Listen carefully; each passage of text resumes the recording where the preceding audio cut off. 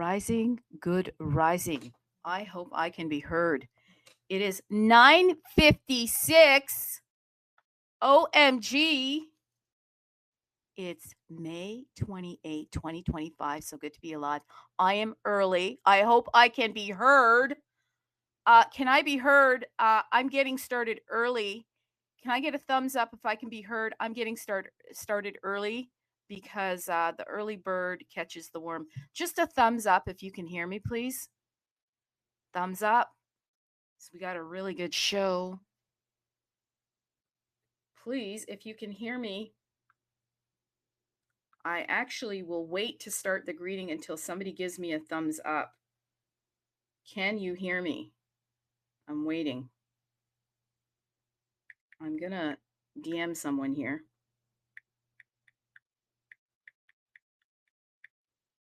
Can you hear me? Okay, so I think I'm getting a thumbs up. That means I can be heard.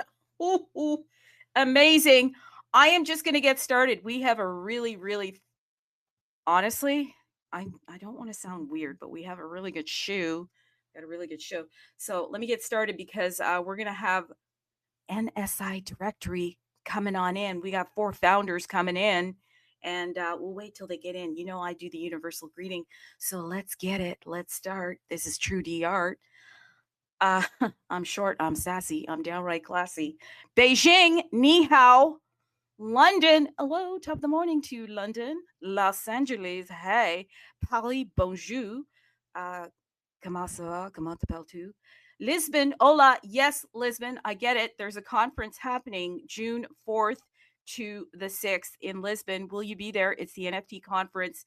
Stamp will have a presence there. Today is SWA. Hey, we'll be talking a lot about everything with a focus on Stamp today. SWA, baby.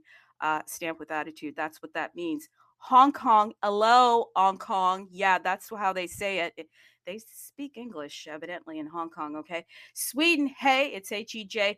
Toronto. If you go to Toronto, you see the Drakey Drake. You got to say good day. A.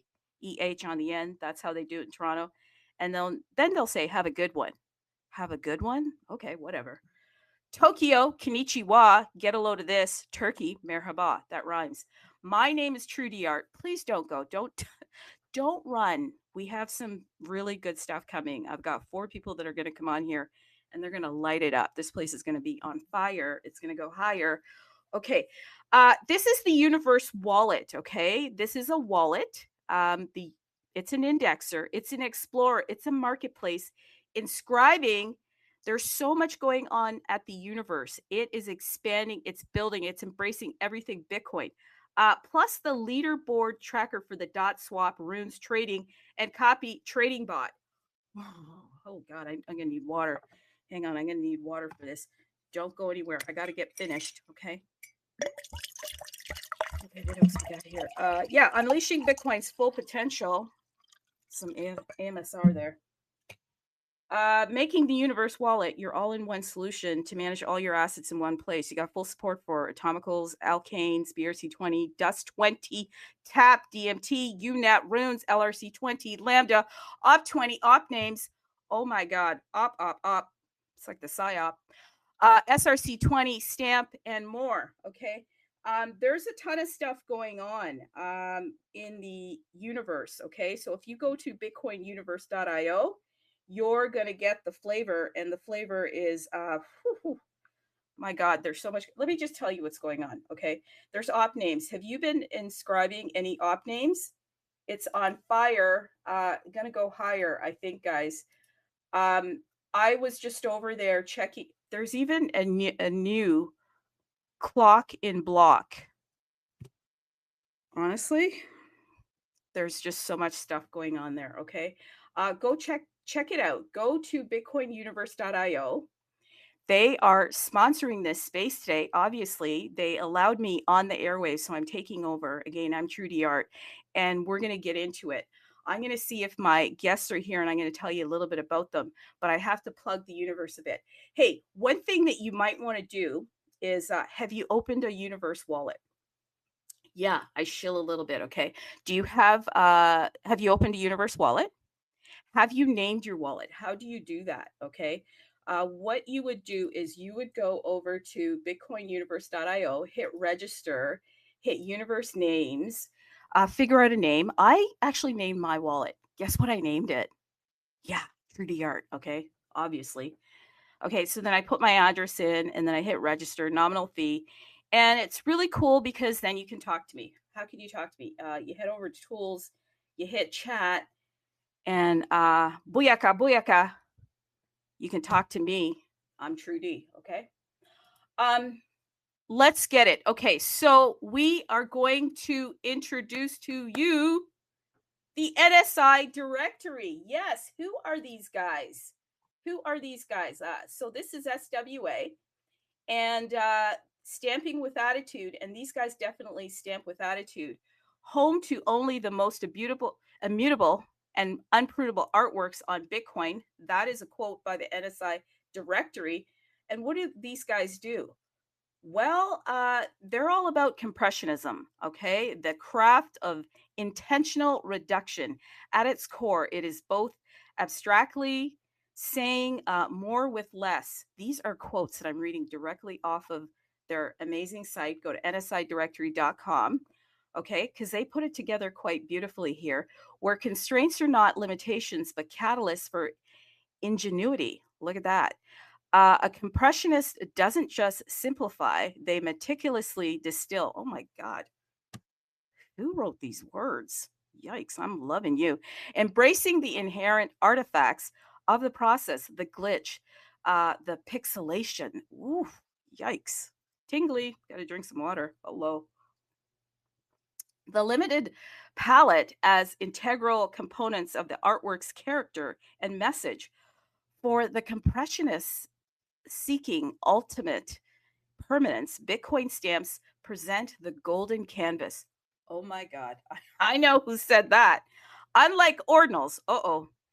Ordinals, sorry. Okay. Sorry, but we just got to get some facts out here, which bind data to individual Satoshis, a metadata layer reliant on social consensus rather than Bitcoin's core protocol, making their permanence debatable. Oh God, yikes. Bitcoin stamps embedded data directly within the Bitcoin's unspent transaction output UTXO set. That's all I'm going to read because I will tell you there are a couple founders here. Okay.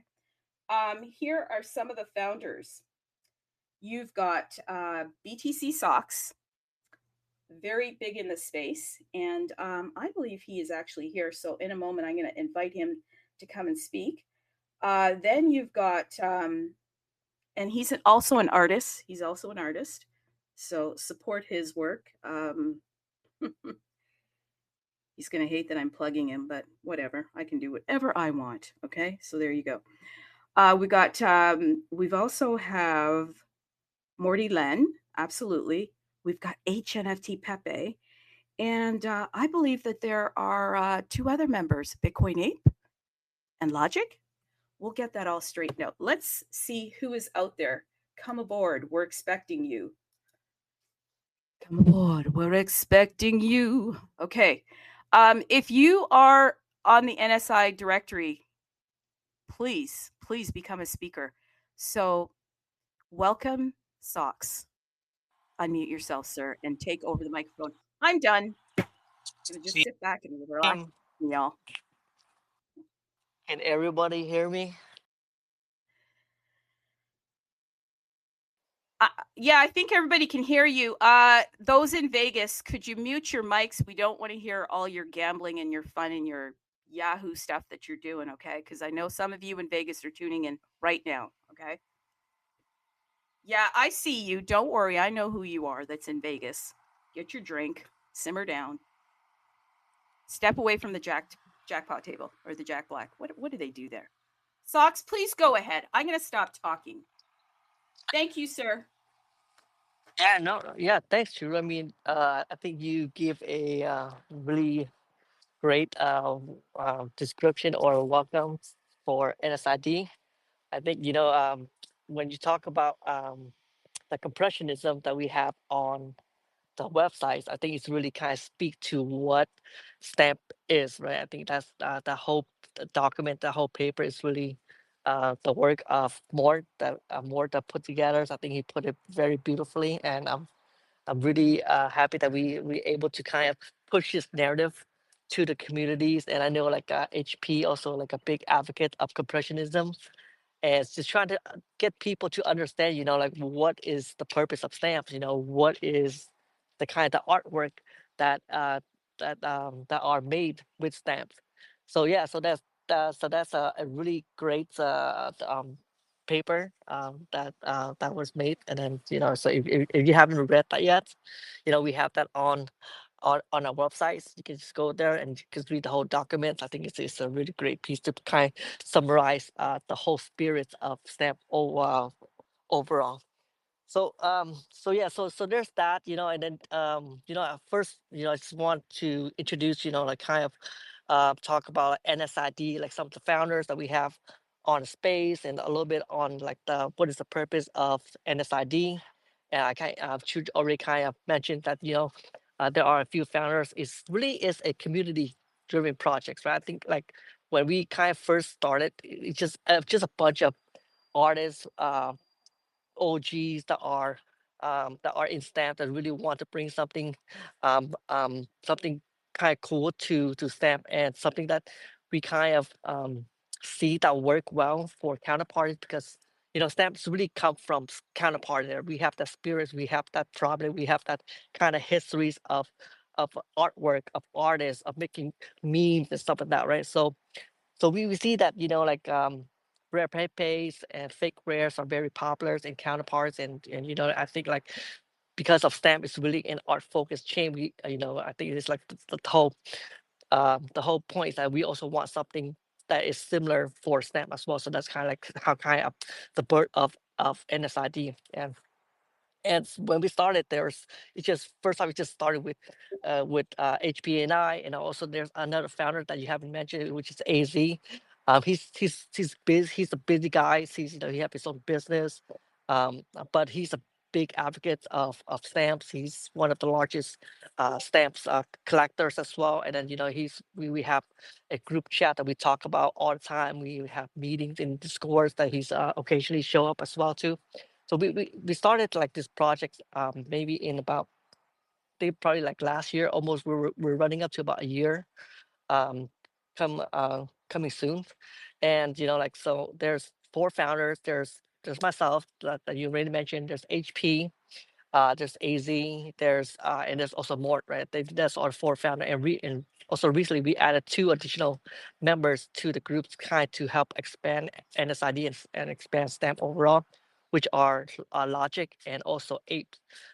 So just something that just like quick kind of descriptions, like like myself, kind of mentioned. So I'm really like kind of focus on like, I think like most of my work is really on making sure that we have the directory, the websites, all the foundations layout. And the HP is really our NSD spokesman. He's in charge of all the social medias and all this great stuff. He's very well spoken, so I'm sure he's going to come on and take over for me soon soon enough. And then more is our tech guys. He does all the technical work behind NSID, such as the tweet bot that he just recently put out. Also, the first stamp bot that he's also made. AZ, like I mentioned, he's kind of like a supporting roles when we need it.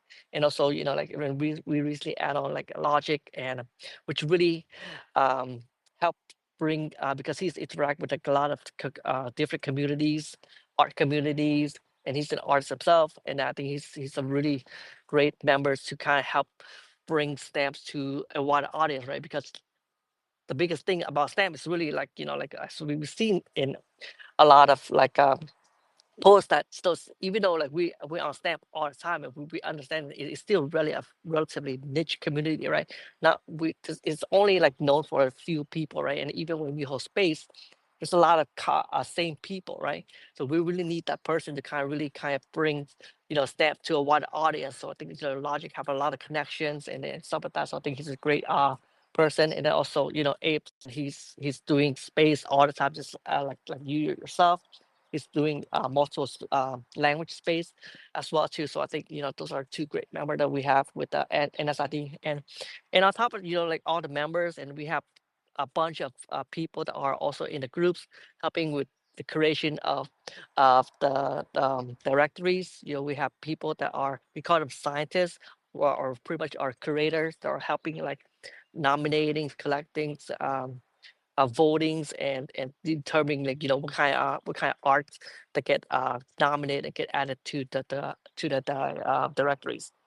Yeah. So yeah, I'll see now, and I will just continue on if you have any questions. Well, no, I think that's great. That's a very nice introduction. Maybe you can, and until another member of the directory gets on here, walk us through um, the whole selection process and the whole spirit of the directory, because I think it's fantastic that artists have a place that they can come to. It's almost like you are the digital museum almost, right? Yeah, so if you are not like familiar with the concept of a directory, it's pretty much an online curated collection, right? So is the directory is generally, it has a specific amount of series or chapters or indexes or whatever you call it. For NSID, we have a fixed amount of index or index, and each index can only have 442 stamps in it. So in total, the whole entire NSID will only have 4,200 stamps in it for the entire directories. So that's kind of like how the directory is breaking down. And so we have the NSID have 100 index, and each index is divided into epochs. Or I'm sorry, so let's start over. So the NSID is the directories, and below the NSID, we have 10 epochs, which is like an era, like a chapter in some way. And each epoch, it has 10 different index. So in total, we have a total of 100 index for the entire directories, or 10 epochs, right? So currently we are on the first epoch because NSID just got started, right? And we are on the first epoch, which is, we call it the Nakamoto epoch. Each epoch will have its own kind of naming, just because we want to unique compared to fake rest and stuff like that, right? So then we have all these different ideas on what we can do with the naming, whether we can introduce that for like a character or lore to it. And then we'll probably do something like that for fun. So each epochs will have 10 index, and we already created the first 5 index, and then we are on the process of completing the 6th index, right? So once index is created, it's going to be locked. So those the stamps that are made it into the index will be forever be a part of the whole NSID directories. So that's kind of like the breakdown of the NSI ID structures. And the way that you add a stamp to the directory is that we go through a nomination or a voting phase, right? So we have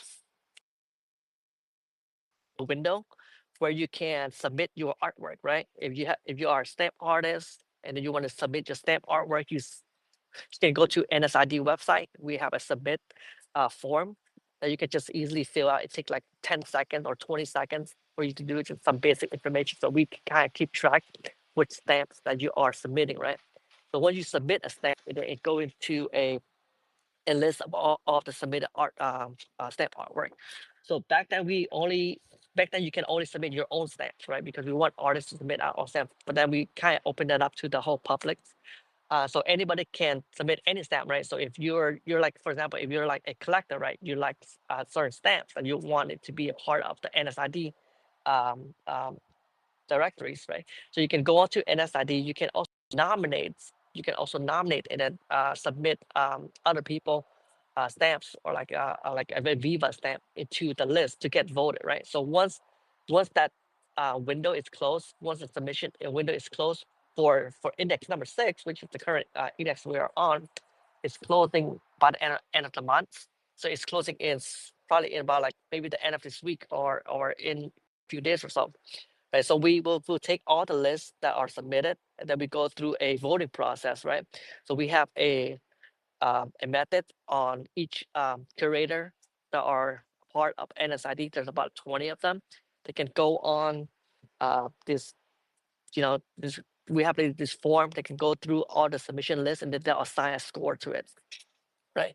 So then, but when everybody submitted, we kind of compile the score. We aggregate the results, and the top 42 stamps that can have the highest vote get added to the index in order of their scoring. So that's why one of the unique things about NSID that you don't see on fake rare is that there actually a score assigned to it, and then it goes from 1 to typical 1 to 100, and depending on how how high it get voted, it get assigned scores. And, you can see some if a stamp that has a really high scores, something like maybe you see like from Viva, from Logic, or something like that, and then it get like of the index. We call this step number 1, 2, 3, and all the way down to number 442.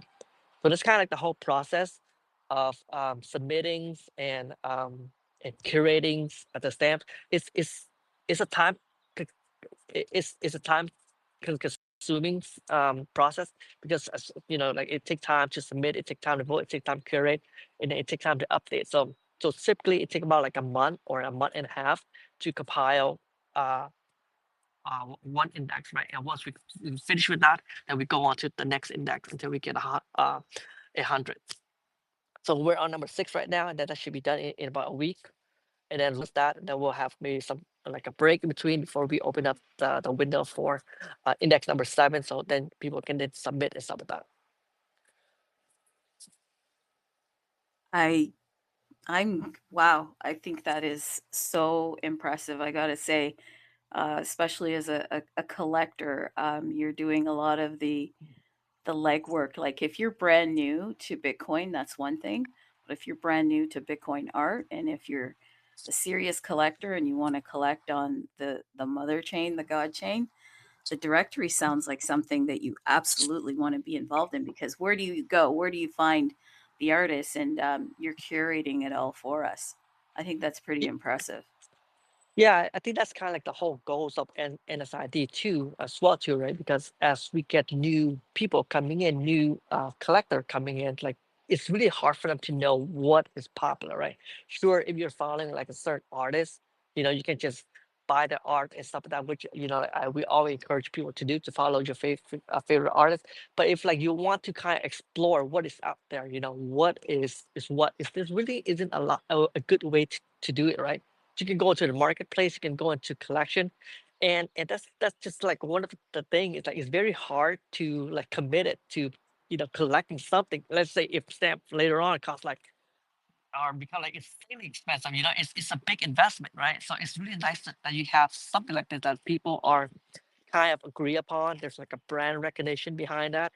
It's very easy for people to explore and see what is there in a very easy layout, right? I mean, I think that's kind of like the whole purpose of NSID, to help not only the collector but also like the artist to get the artwork showcased too, right? Because like one of the biggest thing with artists, like our new emerging artists, right? They can make great art, but it's really hard for them to kind of really have reach a wide audience, right? So that's kind of the one thing that we're trying to help early artists and people that are serious about the art, submitting through to NSID, like and it's not just like you submit it and you automatically get in. It has to go through a rigorous voting process, and then it has to kind of also like in some way kind of establish yourself or through your artwork as well too. So I think it's like a really nice thing to have, and we've seen that it's been working very very well for counterparties, as you can see like the success of like Rare Pepe and how crazy like some of the cards are going for, and how popular it is for a collector, right? Is really set a foundation for stamp and for NSA to be successful in the long run. Wow. Yeah, no, oh my God, like I said, amazing. How many scientists, in fact, are going through the process, and how many artworks are submitted monthly on average? It varies, like because we're, because the thing is that stamp is still very kind of relatively new, like, and also like the um not a lot of stamp are being made. I it's just because of how expensive it is and stuff like that. So and it generally for the first index we have maybe like 20, 25 people involved in the voting process, and we have probably like 130 or 50 like where they get submitted. Of course it's go down at time, right? And then I think even in the last index we have about like 15 to 20 people are in the voting process, and we have about like on average about like 100 different artwork that gets submitted and filters and then go through a voting process. We hope that like, once maybe later on when stamp catches on, when we have more people and a lot more artists coming on board. I think that's like one of the big goals is to to outreach, get artists on board, like um, getting people to know about stamp, making artwork.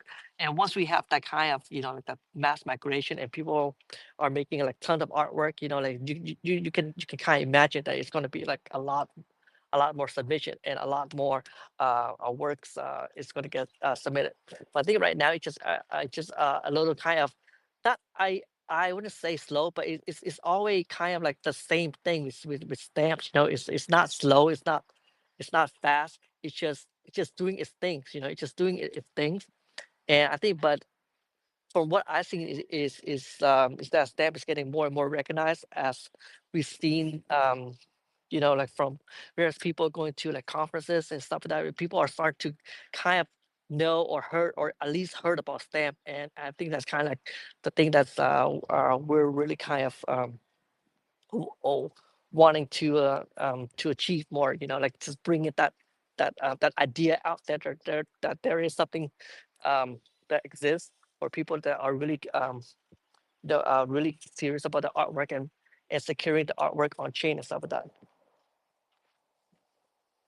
Oh yeah, God, I gotta say that's pretty impressive. And that's a good amount of stamps that come in there, right? And to have 15 to 25 scientists, that's a lot of work. The process is it's quite it's an in-depth process that you go through, and you're taking a lot of your time to do that. Um, Pretty amazing, pretty amazing. Thank you for that. So, do we want to get HNFT Pepe in here? Because I see he's made himself a speaker as well, and he can jump on in, and then I obviously can ask more questions. But let's get into the thick of things here. Are you on with us, HNFT? Hey guys, what's happening? Yeah.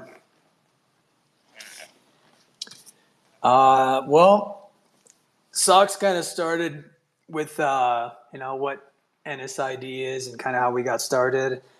Um, we like to kind of just go over that story because we have new listeners all the time, just curious about what NSID is and what it is we're trying to do. So he kind of gave some details on that. I'll go into a little bit of like what attracted me to stamps and what kind of attracted me to an art directory and trying to create something where this art could kind of live on, just like rare Pepes and fake Pepes, which were what initially attracted me to Counterparty. And then if you learn the history of Counterparty, I mean, it's a protocol that's been around for over 10 years, and there is a lot of history in terms of digital art and art on Bitcoin and NFTs getting started on blockchain in general. So it's a pretty deep history. If anybody's interested, I can share some links, but it's definitely worth looking into. There's a lot of different articles and links and documents. There's a YouTube video, probably a couple of YouTube videos you can check out. And then because a lot of the art is tied to Pepe, the whole history with Matt Fury and how Pepe got started in general is really interesting. So if anyone is interested in that, we probably won't cover it here, but I'm happy to share some links and whatnot. But as far as like stamps in general, like I was invited to stamps the kind of the first week that they got started by Adam McBride from Emblem Vault. I'm sure a lot of you guys know who he is, but he invited me because I had created a kind of an old JPEG historical NFT collection on Counterparty, and because he is kind of he's well known in the historical NFT community, I actually gifted him an entire set, and it was my first kind of attempt at some digital art, and it was on Counterparty, and it was kind of inspired by rare Pepes in general, and it was each piece was inspired by just different historical NFTs that somehow pioneered and played a role in digital art and NFTs in general. So it was, somewhat personal, but also, kind of trying to keep that history alive and going through a collection that kind of paid homage to them. But then when, I heard of stamps, I was like, oh, that's interesting. Ordinals were kind of already around, and you dig into it a little bit and you're like, wow, these UTXO assets on Counterparty have been around for a while. Maybe they didn't catch fire right away. Maybe there's not a ton out there. But stamps is kind of a way to introduce the world to UTXO assets and the level of extreme permanence that you get from putting your art in the DNA of Bitcoin using UTXOs, and Counterparty being the OG that it is a great protocol to make that happen. And if you think about kind of the history, I mean, the Olga NFT, which was created back in 2014 by JP, is sort of where it got started. And then you had a couple of others that followed, like the Peppermint. Peppermint was is a fake rare that was also created using UTXOs on Counterparty. And then there's CC Satoshi, which is kind of a pixel art piece created before stamps as well. And that was kind of paying homage to Spells of Genesis. And if you don't know what Spells of Genesis are, they're often thought of as like the first or some of the very first kind of gaming asset NFTs on Bitcoin. And they have a very interesting history as well, and they continue to this day. I know that there's still a group that plays the game. There's still a group that collects the cards. The art is really cool. So there's a deep history there. So in general, there's a deep history on Counterparty. But again, what really attracted me to stamps was that technology, that history, that putting the art into the DNA of Bitcoin, that your art would be available on every single node, and it could not be pruned away. Whatever node that you want to access your art from, your assets from, your data from, because it's in the UTXOs, you can access that data without a problem. It's not to say that I don't like ordinals. I've created on ordinals. I've collected on ordinals. It's just because I sort of came from the Counterparty family, and discovering that level of extreme permanence that UTXO assets on Counterparty kind of provide for you. Like, that's where I wanted to be. Like, that's where I wanted to kind of do my thing. And I've curated on other protocols, other platforms, and I'm totally fine with that. I understand that there's a ton of different artists out there that are going to be interested in stamps, that want to experiment with stamps, that want to learn about the golden canvas, which is I guess we could say that Mort kind of dubbed it the golden canvas, which is kind of cool. I mean, I like using that to describe UTXO assets on Bitcoin. But there's going to be different styles out there. If you think about the physical world, let's say somebody who's going to paint an art piece, there's a lot of decisions that you need to make, right? Like, you need to decide what canvas you're going to paint on. You need to decide what brush you're going to use. Is it the cheapest brush? Is it the most expensive brush? Is it somewhere in between? You need to decide on the paint you're going to use. Is it oil? Is it acrylic? Is it watercolors? If you're a graffiti artist, you've got this big wall. Are you going to use spray paint? Are you going to use chalk? There's a lot of decisions that need to be made even in the physical world. And because the digital world is so new, I feel like there's still a lack of understanding in really grasping the different options and choices that you have out there. because I think an artist who's about to create a painting, or graffiti artist that's going to create a mural, if he's just messing around and he just wants to create a little bit of art using some chalk, that's a choice you make. It's probably not going to be there very long. If you want to use spray paint, well, that's more permanent, right? So there's a lot of choices that need to be made in the physical world that also need to be made to the digital world that apply to some varying degree. And I think there's still a lack of understanding out there. And it's fine. I also understand that, depending on the type of art that you create, maybe Bitcoin's not even right for you at all, because it just doesn't fit, or it's too expensive. I know there's recursive on ordinals, there's recursive now on stamps, but putting it into the DNA of Bitcoin is expensive as fuck. I mean, it's really expensive. But again, it's a choice you have to make depending on the level of permanence that you want and what blockchain you want it to live on. Because that's also another decision. It's not just kind of the physical example I'm giving you with the canvas and the brush and the paint. You now have another step, which is deciding on the blockchain that you have to use. And I think there's also a lack of fully grasping the decision you make when you choose the blockchain. Because again, if you're just messing around, you're playing with some art, that's all good. There's nothing wrong with that. There's people that just want to create. There's people that are just doing it as a hobby. There's people that don't even want to sell their art, and then there's everything in between. And then you have artists that make a living on that, but where you choose to put your art is important. And when you have collectors, you should also consider them, not only the beautiful art that you're putting on the blockchain, the piece the vision that you have to put on the blockchain, but you should consider those that are paying to collect your art for whatever reason. Of course, you're going to have the flippers. Of course, you're going to have those that are somewhere in between. But then you also have those that just collect just for the pure, because they love the art and it resonates with them, But I've been around a few cycles for crypto, and it's such a new technology. And I've seen projects come and go. I've seen short hype cycles come and go, and everybody, it's all the rage. It's everything. It's going to take over the world. The first cycle, it's like you had the Chinese Ethereum Neo Ant shares that was going to compete with Ethereum. You had the Ethereum killer Tron and VeChain, and they were going to change the world. Then you had ICOs and you had IEOs and you had all the hype waves that come along. It just comes and goes, and it's the same shit you see in the real world, And it's like there was Blockbuster where everybody would go to rent their movies, and Blockbuster had zero interest in a better technology, which was Netflix. They told them to piss off. Like they did not want to buy Netflix. I think it was like 8 or 10 million. Maybe I'm off on that.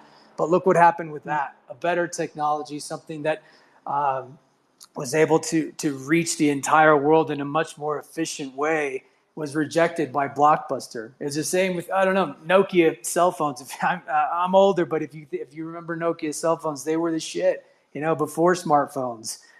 And then Blackberries, and then, iPhone took over. Like, it just happens over and over in history and with technology, these hype cycles, and you got number one who thinks they're going to remain number one forever, but it kind of happens that way. I'm off on a tangent here, but then you look at like the next cycle, you had stuff like Luna, a top 10 market cap coin. And then you have, FTX, and then you have the NFT craze wave. Like these hype waves come and go. And for me as a part-time artist and somebody who does, sell some of my art, what resonated with me is that level of permanence, because I'm not here just for a short-term cycle. And I get that some people need to be, either because they need to eat and put a roof over their head, or because they're trying to degen and make as much money as they can and flip JPEGs or shit coins or whatever the case may be. For me personally, I've chosen stamps to be the primary place that I put my art, UTXOs of Bitcoin, just as a personal choice. And with that comes a lot of constraints. It's also interesting, and an art in itself, trying to get your art to fit within the constraints of Bitcoin. If you're trying to go layer one, ordinals have the constraints, stamps, UTXO assets have the constraints, and it's fun. Like I enjoy that there's other artists out there that really want to take on this challenge. And some have stayed because they've really enjoyed it. Others have played with it. and they've gone back to what they know. Others come and go because they just like to dabble a little bit, and that's fine too. It's like they want to go, create a 10, 20, 30, 40, 50 megabyte piece on Ethereum, or they want to create an ordinal that allows for a little bit more space, and then they want to come to Stamp and play with compressionism a little bit, So there's nothing wrong with that. Most artists do like to play. They're creative. They want to find different outlets for their creativity. And I find UTXO assets interesting because of the history, because of the permanence, and because it's simply a personal choice, which is fine too. And the nice thing is we're bringing on a couple new voting team members to NSID, because we're a nonprofit and we've been putting in 8 to 9 months of work. Everybody plays their role. Everybody does their thing. But we need some help, and we've realized that. And as UTXO assets become more and more recognized, we are going to need more help. And the reason as Socks said, we brought on Logic, and he discovered stamps, and he's created some amazing pieces recently. And the reason we wanted to bring him on is because he's very connected to the digital art community, which if you jump on some of their spaces, most of them don't give a shit about shit coins or crypto or Web3 or any of that stuff. Like, they're talking about art and the creative process and the challenges and the art that they're creating on blockchains.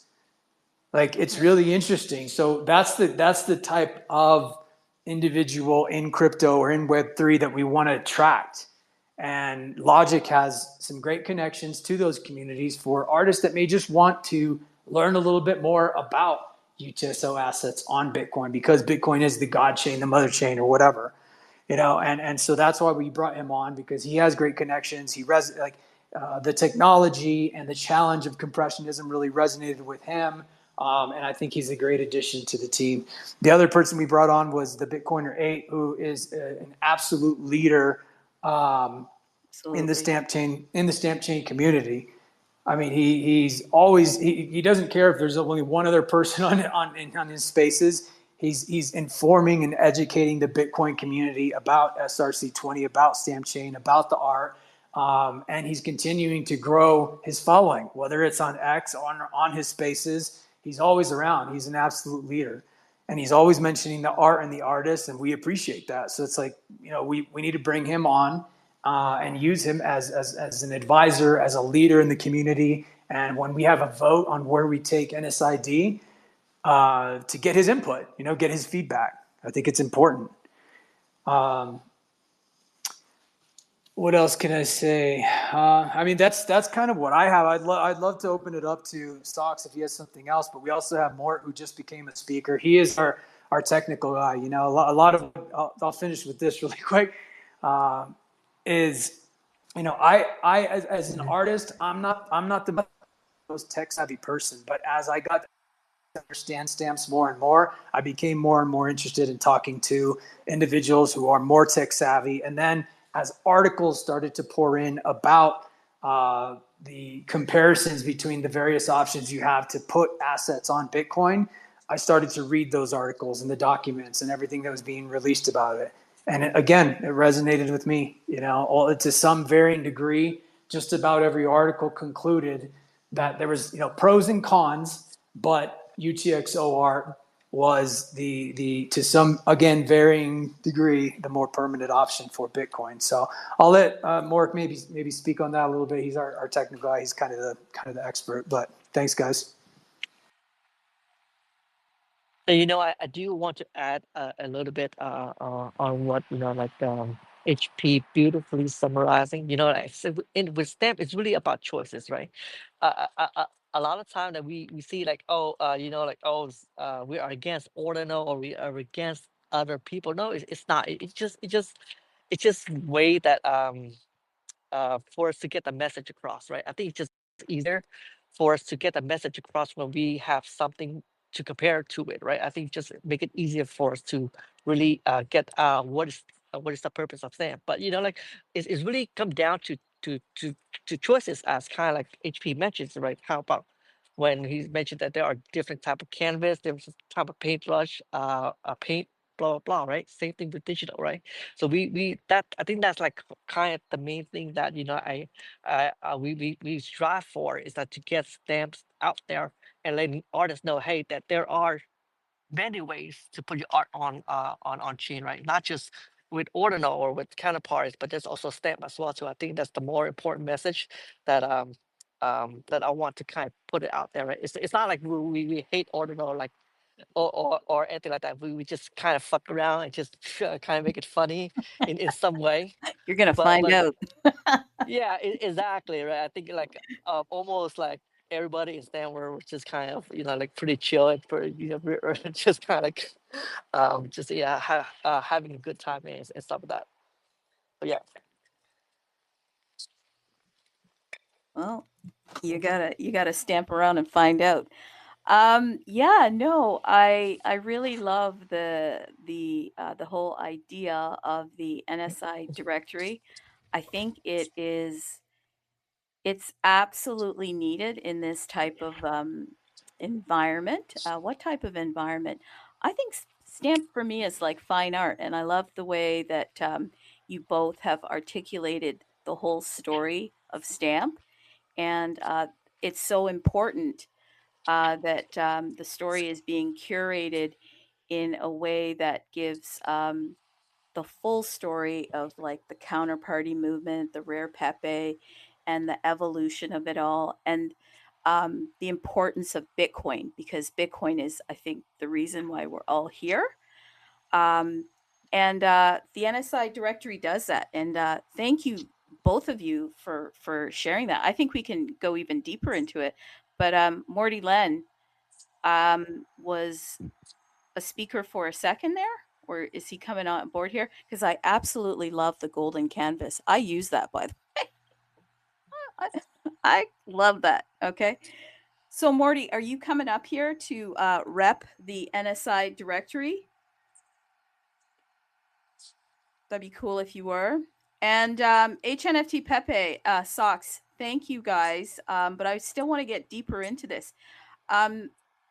As we move forward, like what are your plans for this, the directory? You're nonprofit, you're doing a ton of work.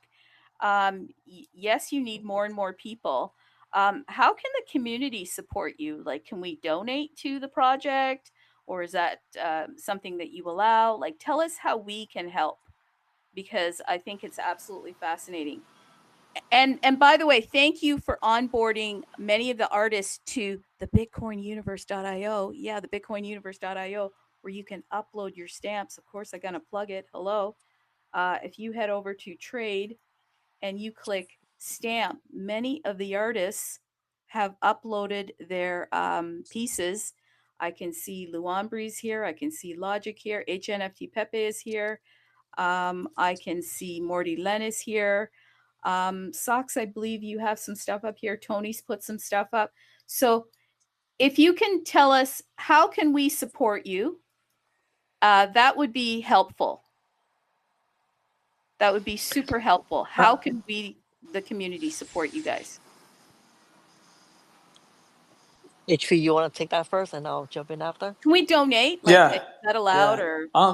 I mean, right now, because I don't know how much Socks covered earlier, but like, being that we are a nonprofit, the entire goal with NSID was just to have a place where some of the best art can be displayed and the artists can be supported and highlighted. Like, there was nothing more that I wanted from that. If that's all that NSID ever is, I think the four founders are in alignment with that. Like, I don't care if that's all it ever is. It's just we're several epochs in and thousands and thousands of art pieces into the NSID, and it just stays literally as is. But we're also open to, if we do get another hype wave of Bitcoin assets,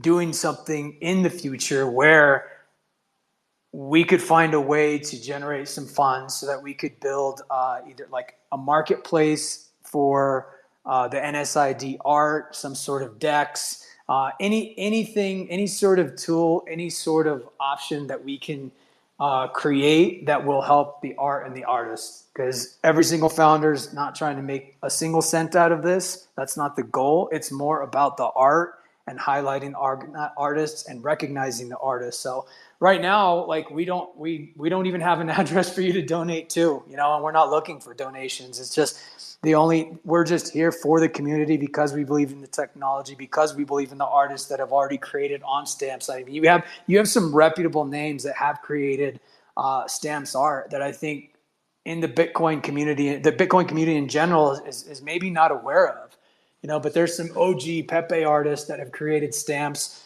that continue to create stamps that will eventually come back and create stamps that we've been talking to as well about coming back to create stamps. And when you look at some of the names out there, like you've got, you know, Sasha, you've got Skrilla, you've got Viva, you've got Harvey Vogelman, you've got Pifu, you've got Luan Breeze. Like you have a lot of big names out there creating amazing art on stamps. Yeah, they create in other areas, whether it's Bitcoin or otherwise, but you know, some big names have created because I think in some way, shape, or form, the golden canvas kind of appealed to them. You know, something about it.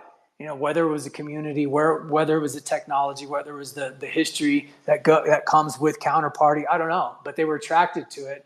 Some of them continue to come back. Some of them will be back, and we'll continue to bring big names. I think, you know, bringing on Logic was a huge win because I've really enjoyed his art.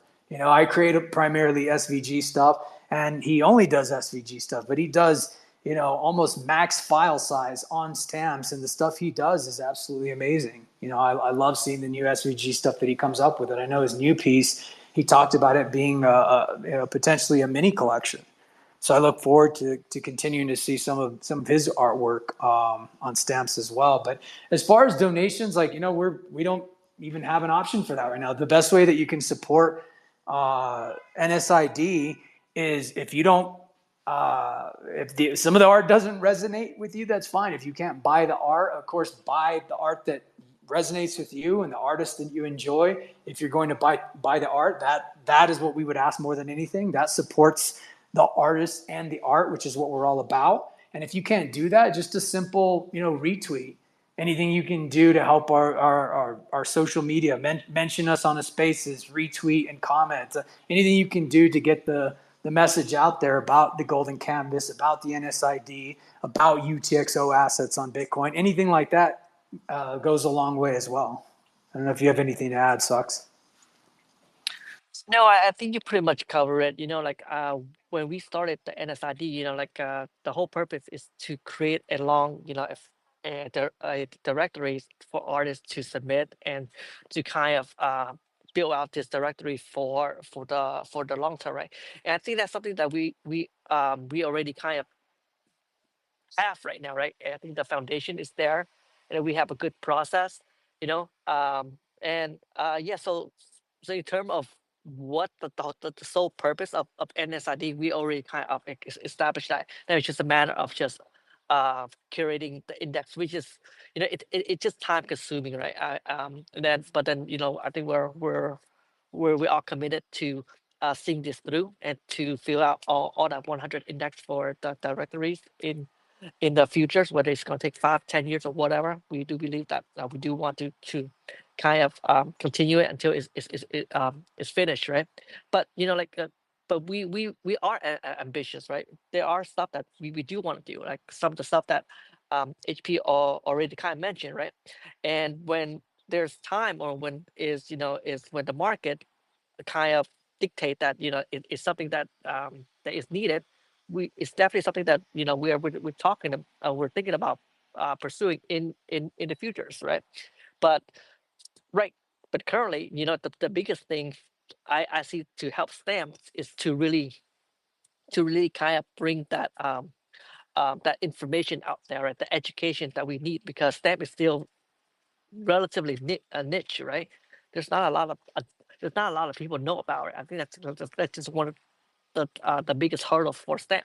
So it's really the main focus right now is to really get more artists to know about stamps, more people to know about stamps, and that there is something that they they can do if they are artists that they can make. So it's so that's really the bulk of the focus there.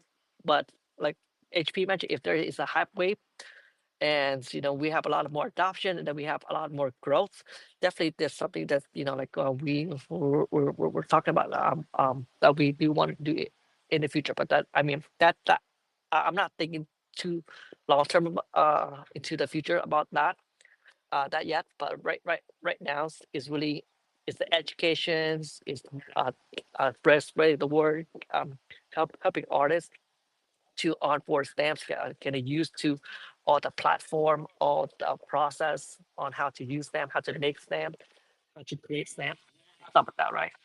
So I think that's really is the focus right now for NSID, and like and in the futures, we might do some things if the market asks for it.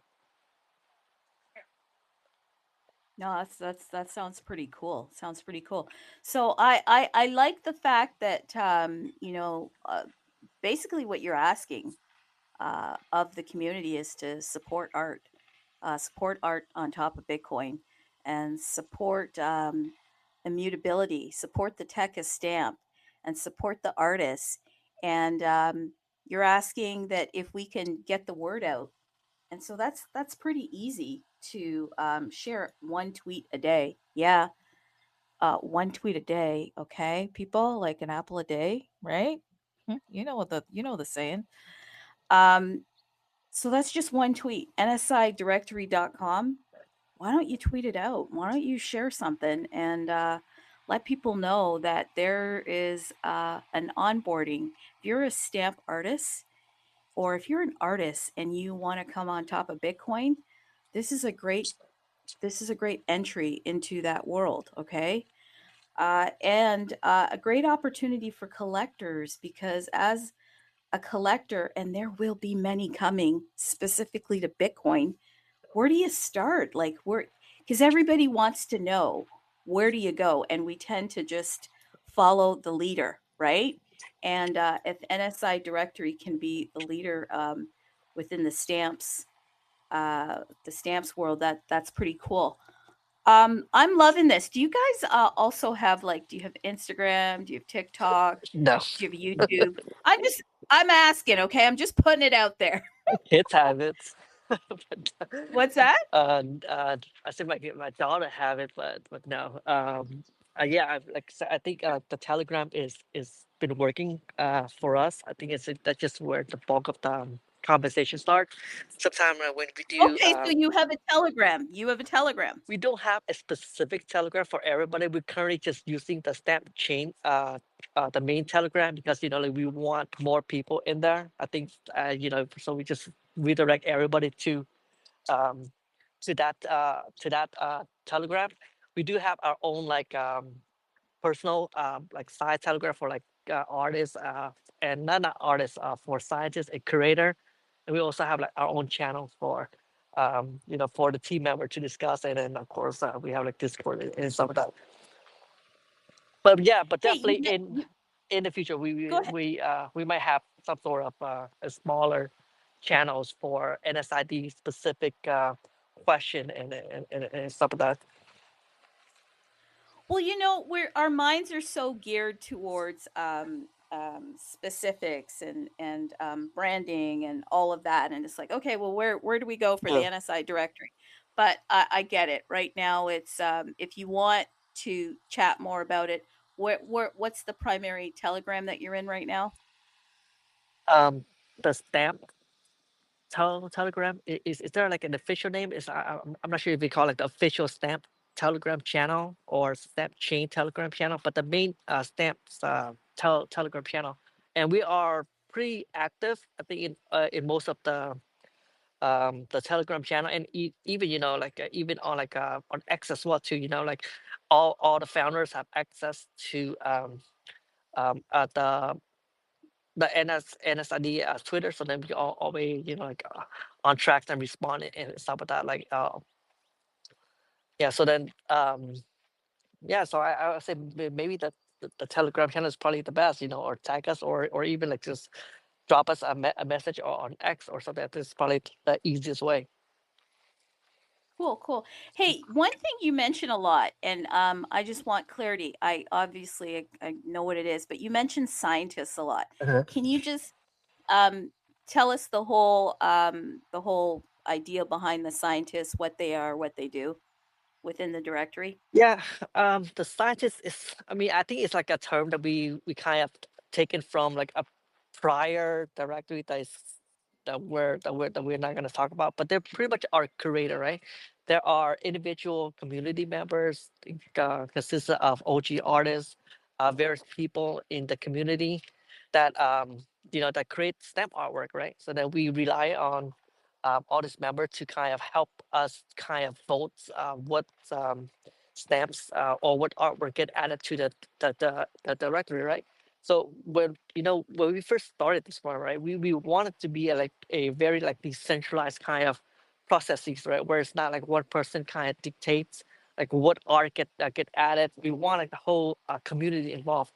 Of course, we can't get the whole community involved. That's just so a lot of work. So then we kind of come together. Then we come up with like a list of like 20 or 30 people that we know that have good intention for stamps and that want to do um, wells and want stamps to succeed. So that's we invite them to the groups and become a curators, and then these people kind of help us kind of like selects or grades like some of the submissions artwork that gets submitted, and then and the result of all the voting will get kind of dictate what artwork get added to the directory. So that's kind of like their main goals. Um, like sometimes like if we do have questions or like like we are like this general question like how we should improve NSID. These are also like people that we can just talk to and then just drop some comments and then we have some discussion ongoing and then some of that. So yeah, that's kind of like the basics, um, roles of the creative and the scientist. Cool. I love all the names and the whole thing. I think it's pretty amazing. Let me ask this. I know that you've got your whole process, but if I'm an artist and I Mhm. want to submit my work, what are some of the metrics that you're looking for when you don't have to give us all of the metrics, but what are some of the metrics that you look at for a stamp to be chosen? Yeah, I mean that is a good question. Like so first off, we have on a website we kind of have like a kind of like a requirements where what the stamp has to be when you create a stamp for it to get even it gets selected to be in the voting process. For example, like like when you make a stamp, you should you know uh, make more than 21 copies just because we want enough copies for collectors to have and not just like just one copy. But that like our requirement has been kind of loose recently because we don't have a lot of stamps being made every single day. So maybe in later on when we do have a lot of artwork or stamp or make it, that will enforce a lot of these rules, right? But like just general like good behavior for making stamps, right? Make sure that it's original, it's your artwork, no plagiarism, no like not safe for work kind of content, just like good behavior stuff for making a stamp. And as long as it stamps and it's met all the stamp requirements, then it will be added to the voting list, right? And in terms of like the grading structure, right? So at first, like I thought of like a very complex metrics, like where I have like 5 different criteria, but like, I think we kind of dumb it down a little bit, make it more simpler. So we for the voting process is that uh, every single stamp artwork will be presented, and then each artist they have one vote that can give it a grade from 1 to 15.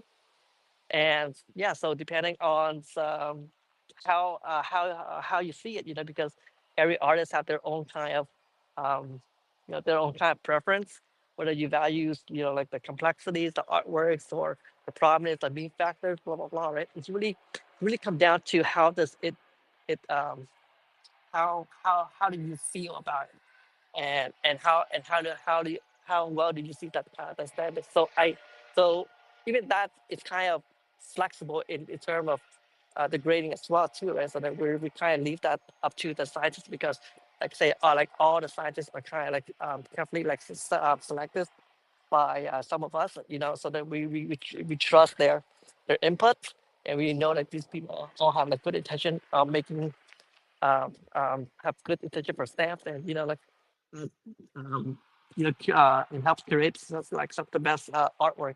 I think that's kind of whole purpose, and I think it's pretty straight forward. So we try not to skip a lot of what you call it, a lot of rules, just because we like the whole point is to make it really decentralized, and then we really want to kind of respect everybody the decision and stuff like that. Very cool, because as you're talking, you said go to our website, and I just did that. I went to nsidirectory.com, and then I went over to more.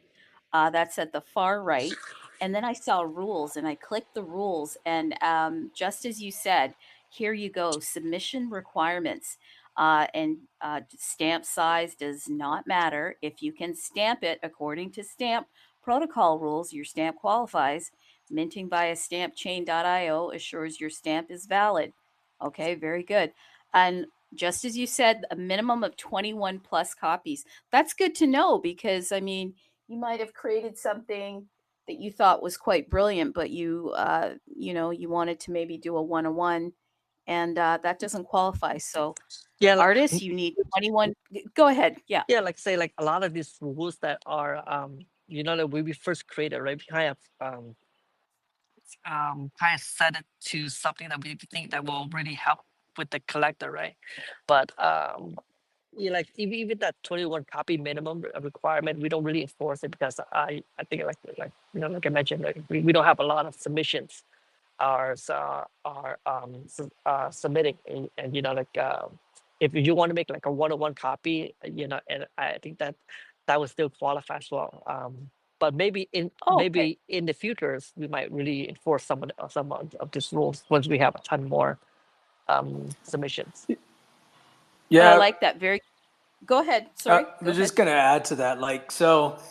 I guess going back to the scientists, it's sort of like a meme term. It actually started with Pepe's, where it's like sort of a meme term used for the group that's chosen to curate for the directory.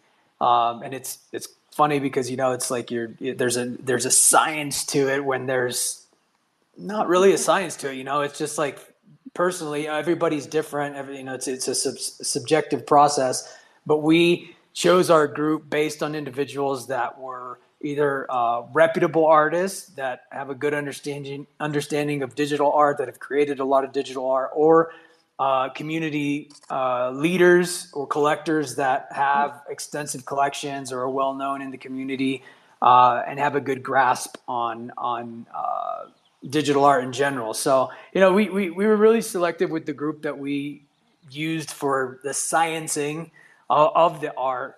And it's kind of a meme term, but it's the group that's curating the art, and it is subjective. I know what I like. Like a nice meme piece resonates with me, a piece with great details, kind of a reimagined or recreated masterpiece created into a meme or Pepe art or something like that. Like I know what I like, and we like to keep it that way, and like to respect the opinion of each scientist that's curating each index, just so that it is decentralized and open and transparent.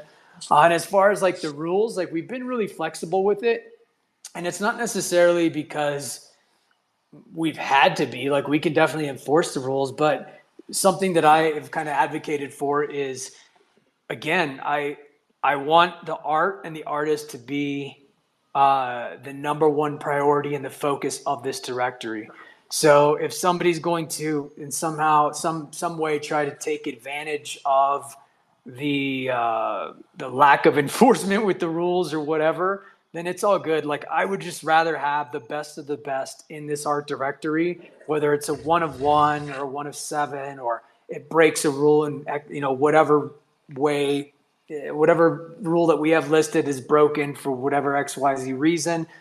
The goal is to get the best of the best in this art directory. And there's certain things that, we won't stand for, like the plagiarism. Like, nobody wants to see that shit. No one wants to see a copy pasta of something that's already been done. Like, that's pretty obvious, being an art directory.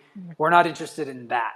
But we do want to be flexible when it's an original piece and it is voted on by the curators, by the scientists as being the best of the best for that particular index. So there's reasons behind it, and we are flexible, remain flexible.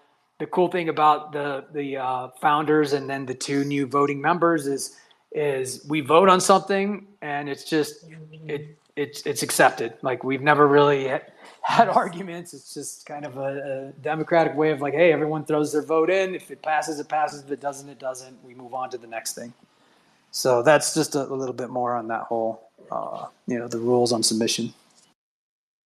Cool. Pretty flex, but you guys take it quite serious as well, because you're putting in a lot of time and effort. But there isn't stringent rules as of this moment, based on, I guess, just the amount of activity that you're getting. But hey, go and check out NSIDirectory.com. Head over to the rules, because it doesn't hurt to stick within them. Because, I mean, if I'm an artist, I'd love to be, I don't know, kind of feels kind of cool to be accepted into this index. And it's great for collectors too, because if you're a collector, then you kind of know what's out there. Listen, where do you guys want to, I know where you want to take it one day. You're looking forward to an index or marketplace and all of that.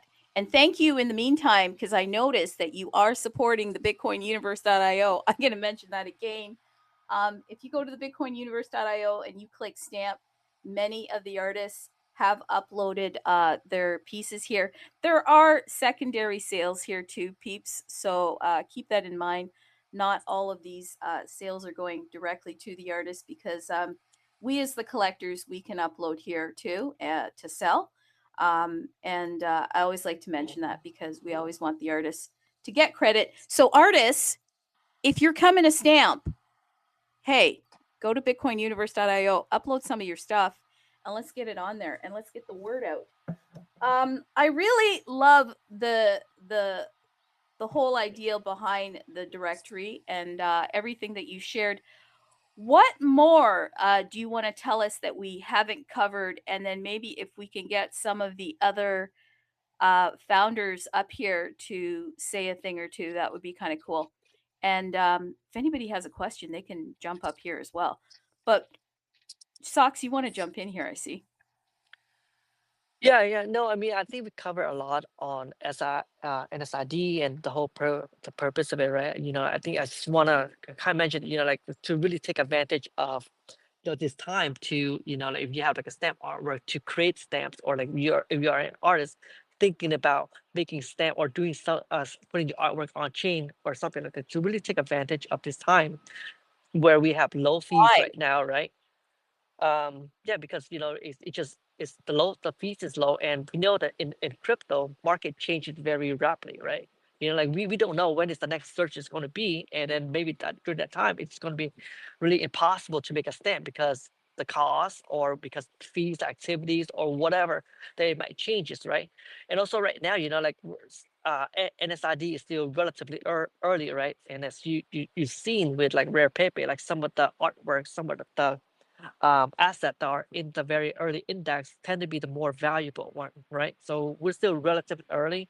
We're still in our first Nakamoto epoch, so really take advantage of this time to, like, if you are thinking about it, to go, hey, just try out stamp, learn about it, try to make something, just explore it. And then if you really commit to it, let's submit your artwork and see if it can get added. Because, like I say, the market changes very rapidly, and we don't know how quickly it might changes, right? And you might not have this opportunity again in the future. And also, in the same time, right, it's really free right now to submit. If you've seen from Rare Pepe and Fake Rare, right, back there, like those directory, you have to pay like a premium. You have to pay like a pretty high fee to get your artwork added, right? So right now, NSID, because of just the current activity, because of current market, really take advantage of it, and and just you really have nothing to lose at this moment. And like I say, you don't want to be like a year or 2 years later, then you are committed to submit it, but then the market completely changes or the environment really completely changes, and it just like the opportunity might not be there anymore.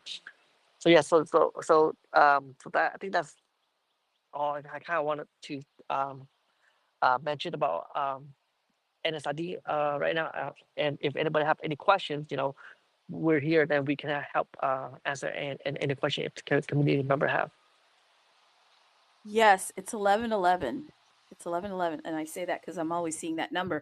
But as you're talking, I am quite fascinated that you're, because I think this is so important. We don't think about it. So there could, in fact, be a time where the making of stamps becomes so expensive, or because of Bitcoin and where it's going, that there may not be opportunities. What do you think that does for the art and for the NSI Directory if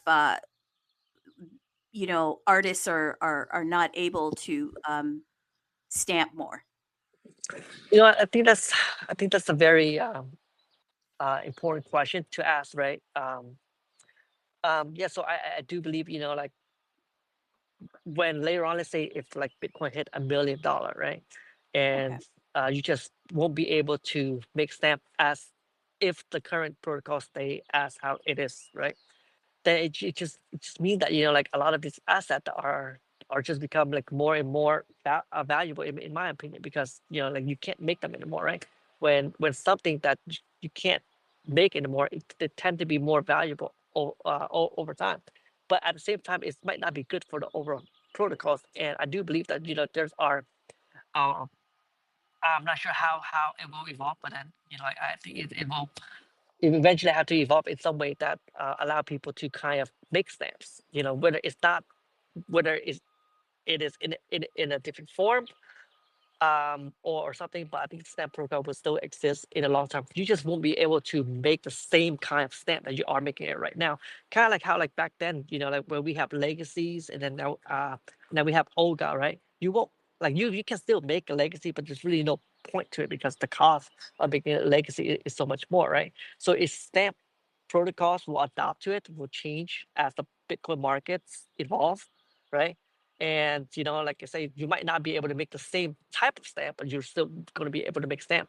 And then I do believe it's like, to me personally, I do value the legacy stamp a little bit more, just because it's earlier, it has a little bit more history to it, and stuff like that. I think that's kind of common in all the protocols, right? Not just with stamp, but like ordinal, everything.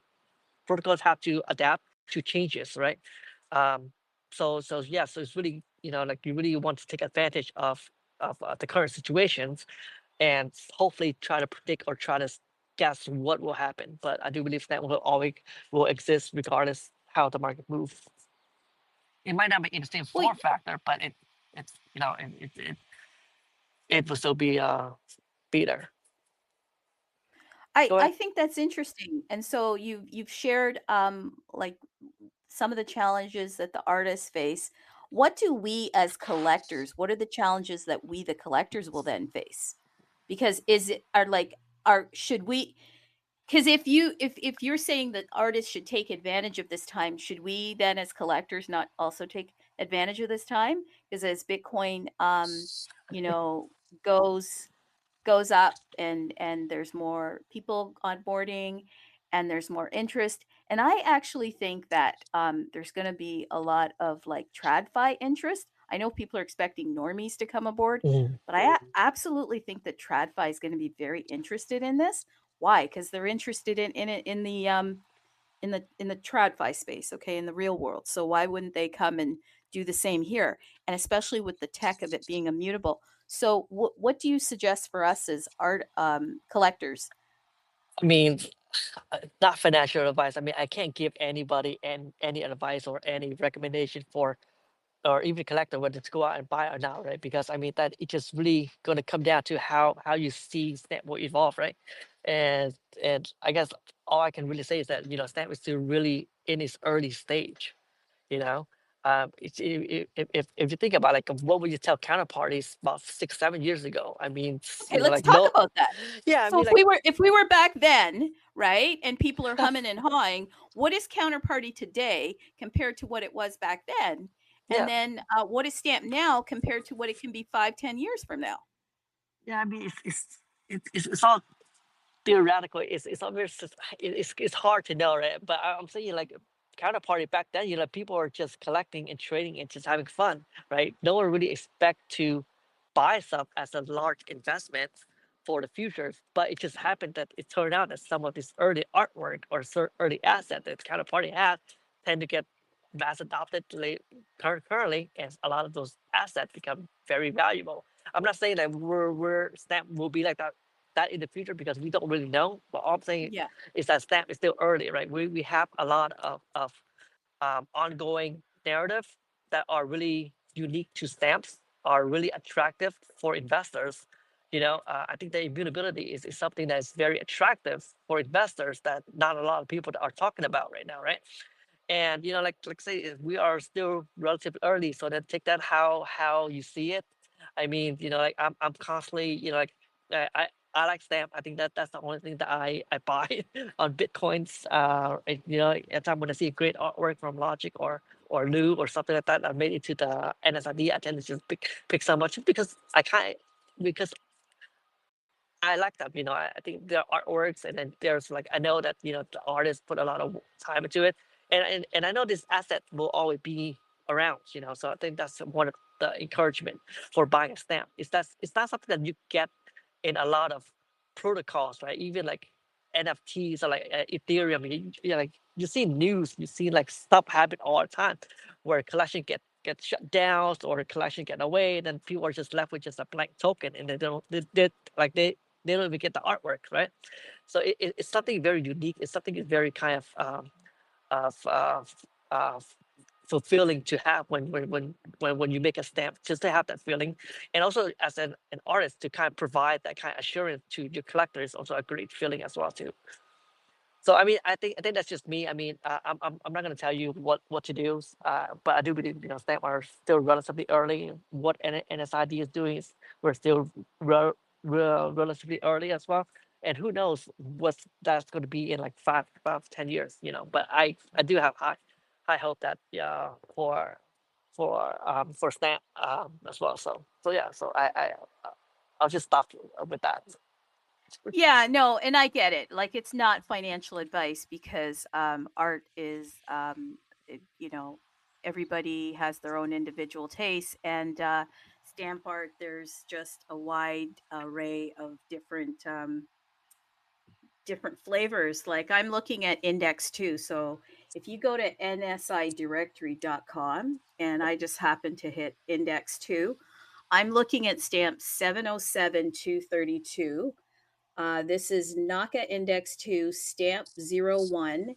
And they look like stamps, by the way, stamps like that you'd literally put on Yeah. an envelope, okay? And this is the world-renowned professor, Suck on these nuts. Okay, I hope I said that right.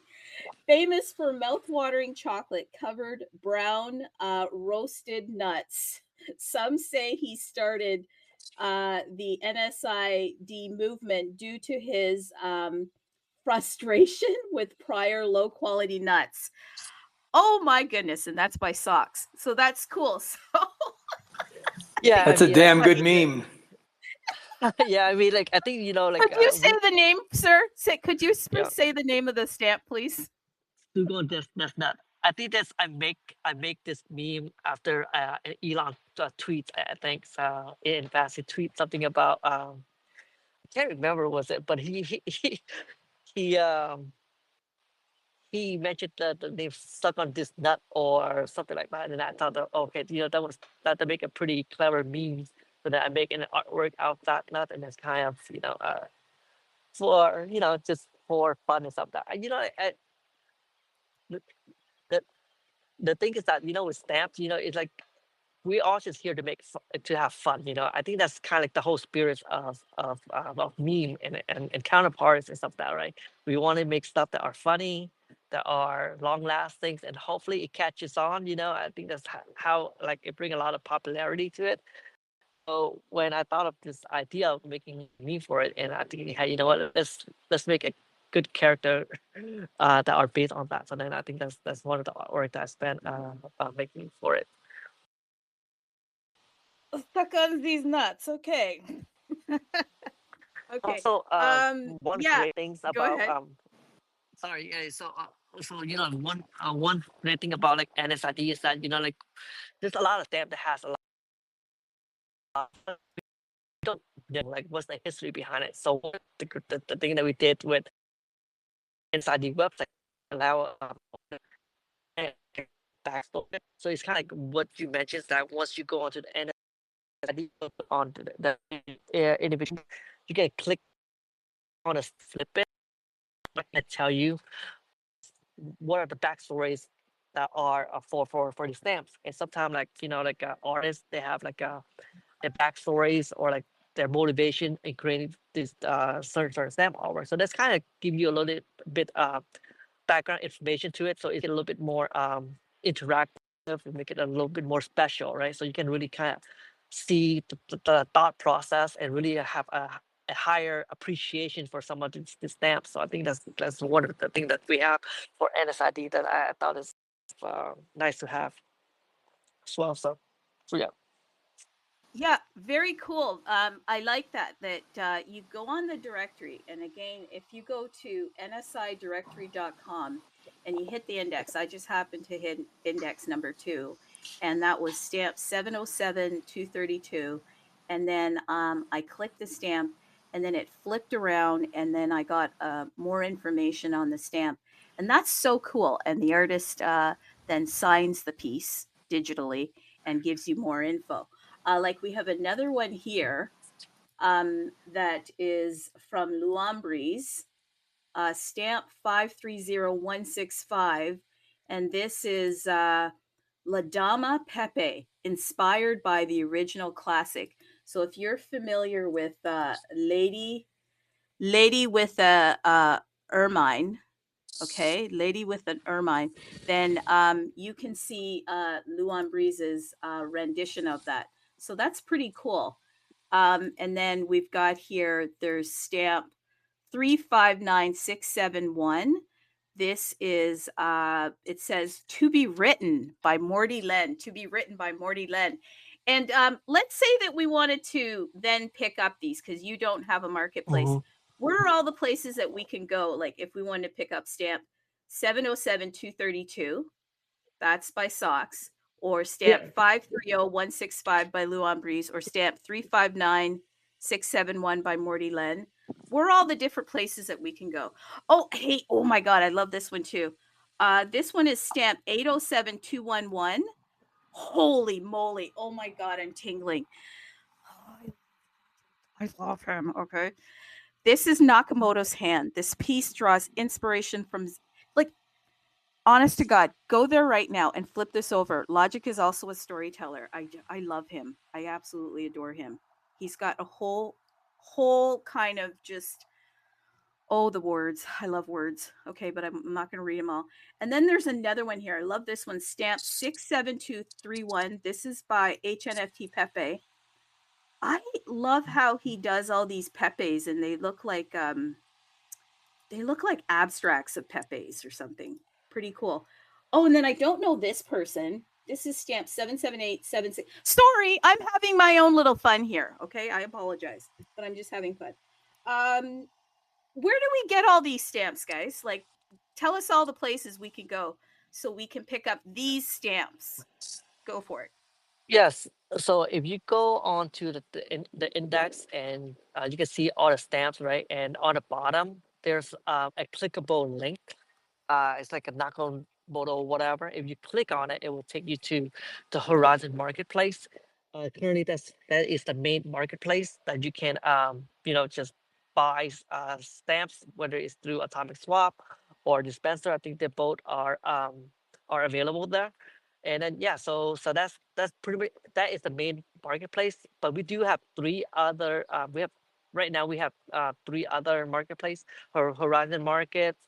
We have the Firemen's from the SRC Pats team, and we also have Stamp Ninja. But it's kind of Stamp Ninja is kind of a little finicky right now, just because I'm not sure the situation with the Ninja team. But like hopefully in the future we'll add more the collection to other marketplace as they come up. Like I think Stampverse is another one that we're trying to add on. And of course, uh the universe marketplace, right? It just I just haven't had time to go in there and just submit our collection and stuff like that. But hopefully, like whatever market that it's a we're to add to it sooner or later. But right now, it's just the easiest ones. The easiest thing you can do, just go to the index, look at the one that you like, and then you just click on the hyperlink that are a part of the artworks that are on the bottom, and then it will take you directly to it. So cool. So cool. There's a ton of stamps here. Like I freaking like all of them. Love this one also. So Stamp 771. Go ahead. yeah, sorry. I also about the backstories. So if you have an art a stamp that are made it into the directory and you want to add a backstory, because the thing is that whenever an artist submit, they usually add a backstory to the file, and if they don't have a backstory, because we kind of leave it blank, which is we just put like to be written by the artist Oh, okay. Right. later on. So if you have a stamp that that are in the index and you are the artist, you can go on to NSID and there's another form that you can submit. And you can just reference that stamp, and then you can add that backstory to it. And then once we once we do the curation for the next one, we'll update all the new backstories and add it to all the stamp. And that way, people can just go there and just look through the stamp and then look through the backstories and stuff like that.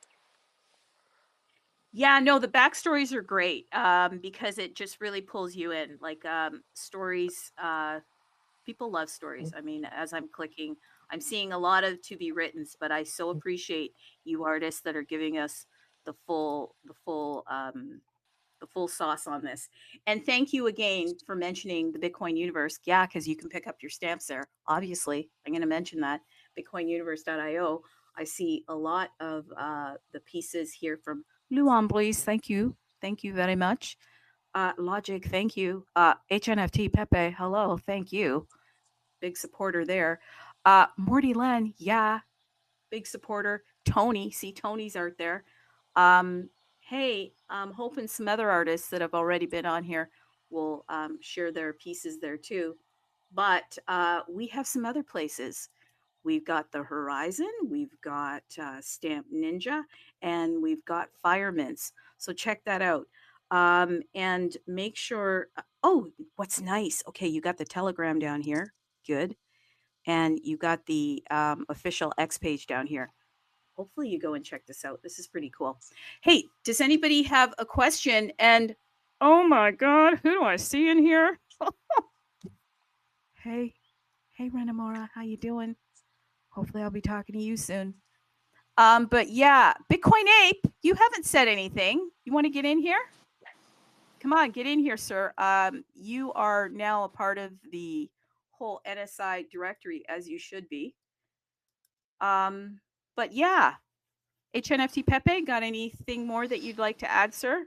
Yeah, I was going to let you guys kind of finish up, but just to kind of me rambling, talk about the no, I mean the marketplaces that I'm comfortable with is Universe. Obviously, I have a lot of my stuff on there, so I appreciate what you guys do for the stamp chain community.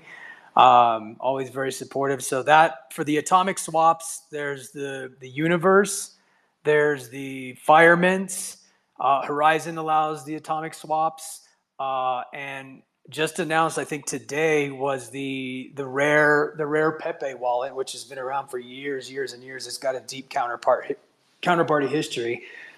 They also added atomic swaps as well. So there's 4 options for atomic swaps there. Rare Pepe wallet also does kind of a DEX trade for counterparty assets. And then as far as dispensers, personal choice here, I'm comfortable with the Horizon wallet. And Stampverse also allows for dispensers. And then I know Rainamore is on here. I know that they're trying to get those added to the official website as well. I'm not sure about atomic swaps. That's probably something he can answer. But I just wanted to go over like the marketplaces that I'm personally comfortable with. So you have a lot of options out there. You have both atomic swaps, DEX, and dispenser option. If you ever need help, just jump into the official Stamp Chain Telegram, the main Telegram, and there's always somebody ready to help there. Whether it's sending you the how-to link, or if you just need some one-on-one, like I think there's plenty of community members that are happy to help out with that kind of stuff. But you also mentioned the whole Counterparty thing, which I wanted to make a comment on. My thoughts on the whole Counterparty thing, because they've been around for so long, and you asked, what about stamps? As far as Counterparty, it's like, they've been, in my opinion is there's a lot of history there. They've been around for over 10 years. It's likely they're going to be around another 10. There's a lot of history. They're still artists. They're still building. There was a recent investment in Counterparty. One of the original founders came back. So they're still building. Artists are still creating. Again, there's kind of that unspoken rule, or I guess maybe not so well known rule of like, been around 10 years, the likelihood of you being around for another 10 years is very likely. So that's my thoughts on Counterparty. As far as stamps, I don't know. The two things that I know about stamps personally that I enjoy is I think the window is closing to mint. Unless you're someone like, I don't know, Beeple, I don't see somebody paying $5,000, $7,000, $8,000, $9,000, $10,000 just to do a mint. I don't have the exact figures, but if you want your assets, your art in the DNA of Bitcoin, if there is not a protocol change and everything stays as is, I know that you're going to pay a few $1,000s when Bitcoin is close to 500,000. When it reaches 1 million, which I think all of us believe that it's going to continue to go up to some degree, maybe not as fast as it did in the past, but it's gaining so much adoption that every single one of us probably believes that it is going to reach those heights. And when it does, putting your asset, your art in the DNA of Bitcoin, the UTXOs, which are integral to the blockchain, which are, if you don't have the UTXOs, you don't have a blockchain. So to achieve that level of extreme permanence, that window is closing, in my opinion, because even for myself, I have a new collection that I've been working on for a few weeks, and I'm about to finish it up. You look at Bitcoin at close to 110,000. I'm like, oh shit, man, that's going to cost me a lot. If you want to do a full size mint, you're looking at over $800. And I'm like, please just come back down to 80 or 90K. I guess I can suck it up and pay that. And I'm going to have to think about it. I really am. Do I look at other options for minting this mini collection that I just created? Because it's getting expensive. So again, at Bitcoin at 300,000, what does that mean to achieve that extreme permanence on Bitcoin? Again, if you don't care about it or you're indifferent about it, it's all good. It doesn't matter. But for me and my personal choice, again, for my art and for my collectors, that's the choice that I've made. But the window is closing, in my opinion, because I'm not going to pay $5,000 for a max mint when Bitcoin is over 500K or close to $1 million. Like, I'm just not going to pay 5K, 7K, 8K, up to 10K, because that, without a protocol change, that's what you're going to be paying. So I don't think you're going to see a lot of that. What does that mean for the assets? I don't know. Maybe they die. Maybe no one gives a shit about them. What I do know is that they are going to live on. It's possible. It is. No, it's not. Sorry. But anyhow, go ahead. Maybe not. Maybe they're alive to some degree. Maybe they become the hottest thing ever. Maybe because that level of immutability and permanence on Bitcoin is appealing to collectors, appealing to institutions or Wall Street or whatever you want to call it. Like, maybe that level of permanence is appealing to some. It could be. But what I do know is even without Stamp Chain can just die off in a couple of years. Those UTXOs can be re-indexed, and that art can be found because it is put on Bitcoin in the most immutable way possible. I don't know what happens to the other stuff, you know? Like there's the witness data that can be pruned away. Is it on Bitcoin? Yes, you know, but I want my art to be found on every single node. And that's, again, just a personal choice.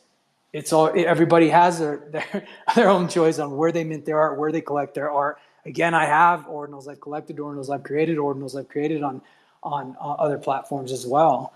But that's my personal choice. And those are the two things that I'm sure of with stamps is that level of permanence, that window is closing, you know, and I'm confident with the level of permanence that comes with stamps just through, again, I'm just a dumb artist here. I don't know shit, but I did do my due diligence and I did look and read at every single one of those articles that were written about stamps.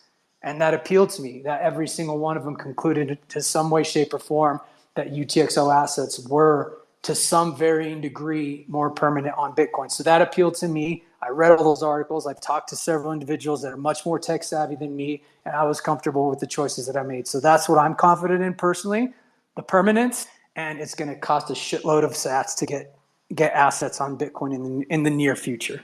I think that window's closing here in a few years. After that, I don't know what to tell you about stamps. So I'll leave it there. I adore you, sir, but I cannot believe you just said that maybe they'll be worthless.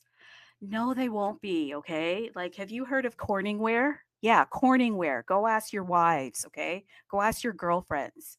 Yeah, Corningware casserole dishes, known for their unique glass ceramic material, okay? It's called pyroceram or something like that.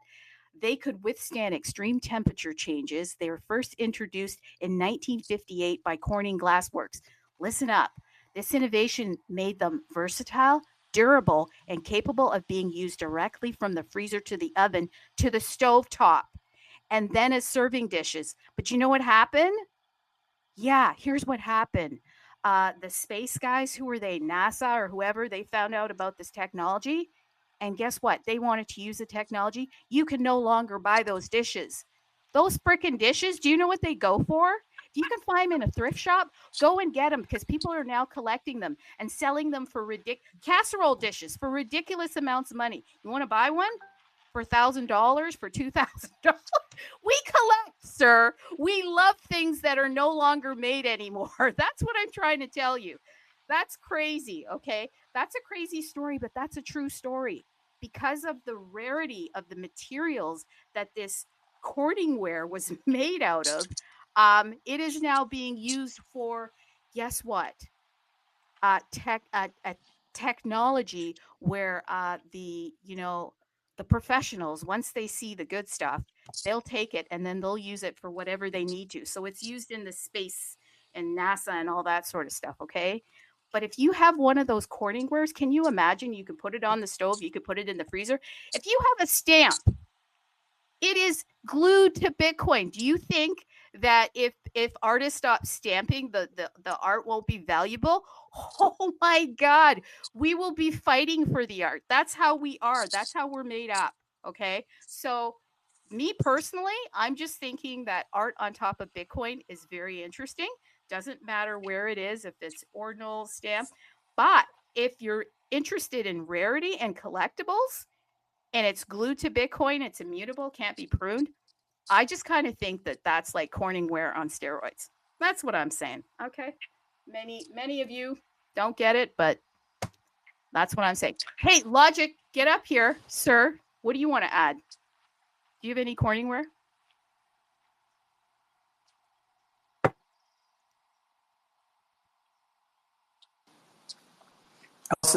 Maybe he's not able to. Just interrupt, Logic, if you can jump on. I will say, Trudee, that's an interesting example. but to kind of like piggyback on that, it's sort of my thesis with, my own personal collection, which is not, only stamps. I like, old JPEGs, historical NFTs, and that's sort of my thesis is like, to sum it up in one word, humans. Like we just collect, and we like history, we like first editions, we like rookie cards, we like first stuff, we like first to do this, that, and the other. Like we just enjoy that, and it doesn't matter what area of collectibles it is. like, you know, a rookie card, a first edition, a first, you know, XYZ to do this, like they're always collected to some varying degree, almost always. And that's why I kind of like the history of digital art and NFTs. And that's part of why, like, I add some of them to my personal collection, even outside of Bitcoin and Counterparty. You know, I have some of my favorites because of either the history, how they pioneered whatever technology or whatever aspect of the digital Web3 world, and NFTs in general. But Counterparty has a strong history in that. Like I mentioned, you know, spells of Genesis and rare Pepes and all that. Like if you just do a little bit of digging into the history and how they helped pioneer this whole thing, it is really fun to listen to, and then, you know, collect some of those historical artifacts, if you want to call them, because of the role in the history that they played. I don't know, Logic, are you back on? I don't even know if he can speak. If not, I'll let someone else, or if anyone has questions, feel free to jump on. Yeah, and we'll wrap it up soon. And yeah, it's an odd thing that I shared people about the Corningware, but listen, the original tech, like I said, it was so good that they discontinued it in 2000. Okay, and by the way, it's made in the USA. How do you like that?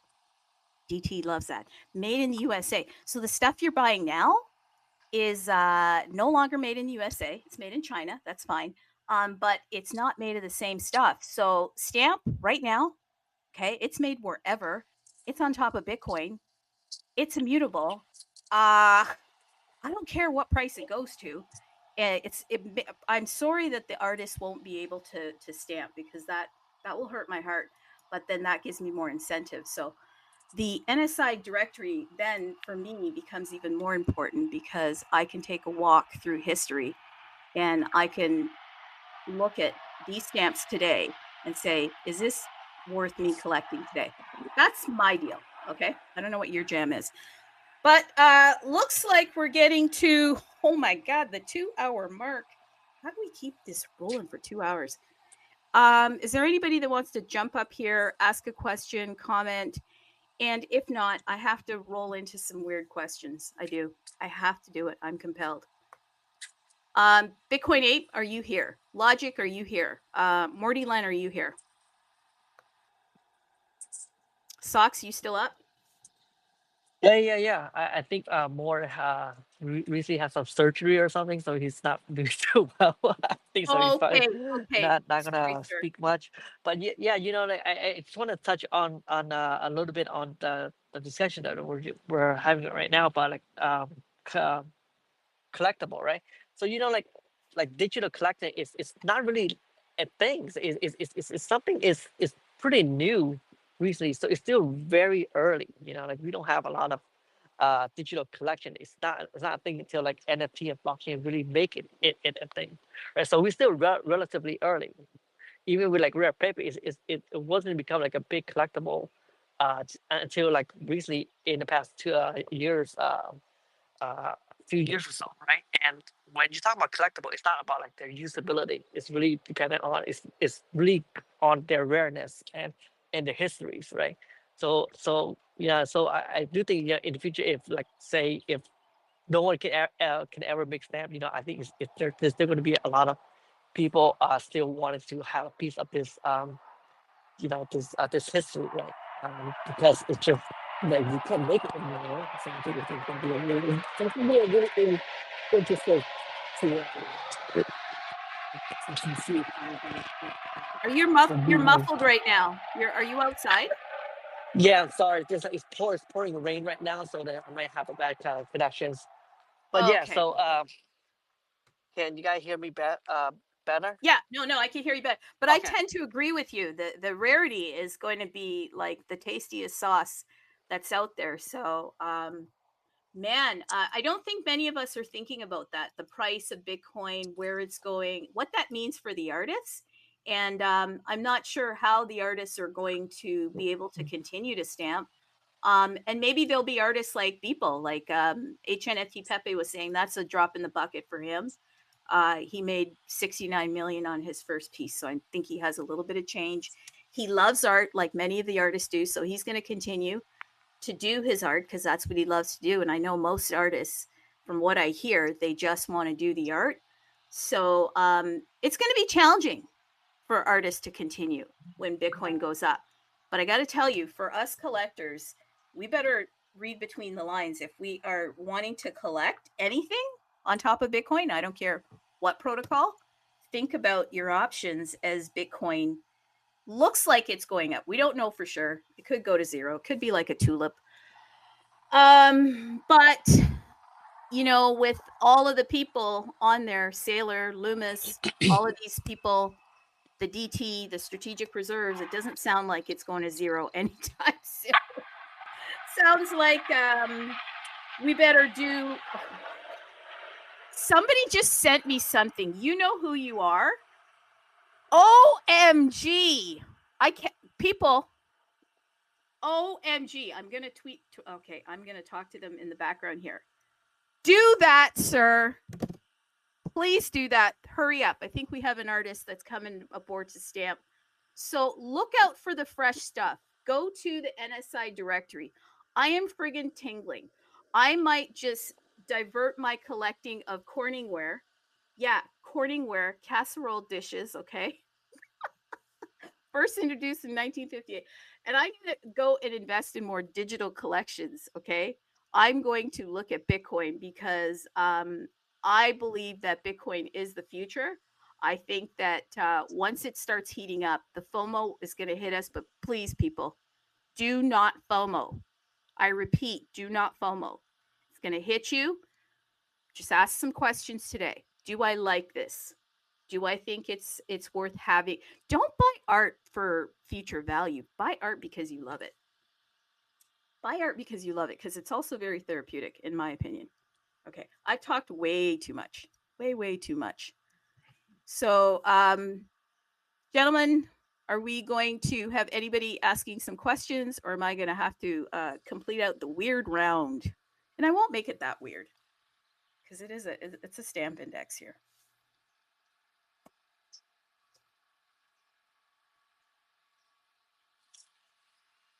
HNFT Pepe, Socks, he's still there? Can I don't think do we have any questions?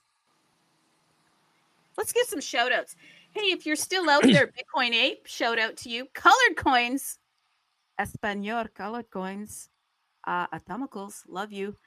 Nakamoto Index, obviously here. Sadie Briggs, love me some Sadie is here. Morty Len, thank you, sir. Please recover. Luan Breeze, one of my favorites. EA, nice to see you. Zide, low 90. Viva, oh my God, Viva's here. Damn, Viva Lavandal. Would love to get him on here. Are we serious? Your boy Nancy? Is that you?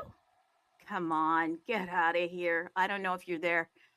That's amazing. Okay, Tiki's here. If anybody has a question, come on up. I really want to say thank you to Socks. Thank you, HNFT Pepe, the other founders, Logic, the Bitcoin Ape, Morty Len. You guys have been really fantastic, giving us your time, your energy, and doing what you're doing. It's a lot of work. It's a lot of time, but it sounds like you're doing it for the love of art and the love of the community. And we appreciate it. I appreciate it. Any final words?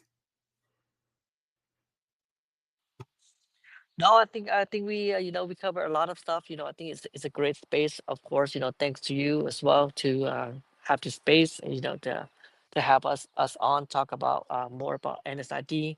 And if anybody have questions, feel free to reach out to myself, HP, or any of the founders, whether it's through our X handles or through the Telegram. We're always on it. So yeah, so I'm sure like can help you direct, or at least direct you to the correct person to help you address your answer if we don't happen to know the answer ourselves. Okay, some questions for you. I know this is going to be a tough one. Okay, it's going to be a tough one, but give me. They won't be weird because it's hard to be weird when you're doing a Nakamoto Index. Give me some of your favorites from Stamp Index 1. Some of my favorites. And you know what? Honestly, this first index was very hard to grade because it's the first index. We don't know like what is going to be what, right? There's a lot of submission, great submission. Um, you know, I can tell you that the one thing I really love about the first index is that there's a lot of backstories to it. You know, like going through putting the index together and putting all the backstories. I think that's one of the best thing that I really like about this index. There's a lot of great artwork in here as well. There's a lot of you know, artists. I think we have like 28 different artists in this index or something like that, and it was definitely a special one in my opinion. Um, in terms of any specific arts or specific stamps is hard. I mean, I thi- I like them all in their unique way. You know, like so yes. I think not on top of my head which one is going to be the best, but there's definitely a lot of time and you know, consideration in terms of when we're going through the voting process and stuff like that. I'll You give. know that. Go ahead. Go ahead. That is a tough question. It's like asking who's your favorite kid. No, I mean, Oh, I'll just that I comment on know. some of mine. I have favorite kids. I'll just comment on a few. I mean, because I won't say favorites. I've got my favorites, but I'll just comment on them. And you look at the very first one that's created by Socks that got the highest ranking. I mean, I love this piece because it's probably one of the most detailed abstract stamps that we have, and it's in that kind of Picasso style, and it's got the Pepe and meme thing in it. So that's one that I mean that I fully understand why it got the top ranking. And then you go to Luan Breeze. I mean, that's like the Last Supper meme with a lot of characters from the meme world and crypto. That's what I'm talking about. Like this masterpieces that are kind of reimagined, recreated in the world of stamps and memes. I mean, that's pretty incredible. And then her next one there is kind of surrealism put on stamps with minimal amount of pixels. That's really cool. Stamps by JMX there on the GIF. I mean, that's kind of become sort of one of the stamps that's used by the entire community anytime you want to just mention or celebrate stamps. You look at 432, which is a really early stamp. That's actually a fake rare, and that's the very first fake rare stamp that was accepted into the fake rare directory. So that one's got a lot of history, and that was between Reagan and Alt that created that. For my PFP, I created this. This was the very first SVG piece that I created. And I saw a lot of pixel work on stamps being created, and I wanted to play with something different, something new. So I started playing with SVGs, and it took me a couple of months to kind of get the hang of it. And this is the very first SVG piece that I created. And basically the whole inspiration behind it is, you know, you saw so much of this copy pasta bullshit, this crap out there that, you know, it was already done, but then there's like 10 different versions of the same shit just tweaked a little bit differently.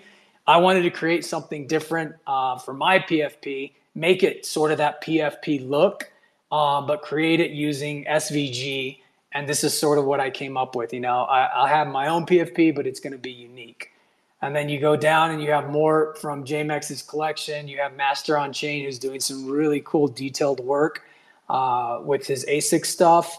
And then you just keep going down and you see like all of these really, really unique pieces that are not easy to create in 7 KB or less with legacy, or 65 KB or less. You know, and like I said, I personally think that, you know, you have to assume that there's not going to be a protocol change for Bitcoin, and I think the window is closing to get your art on in UTXOs and with that sort of extreme permanence on Bitcoin. I mean, we have a couple artists.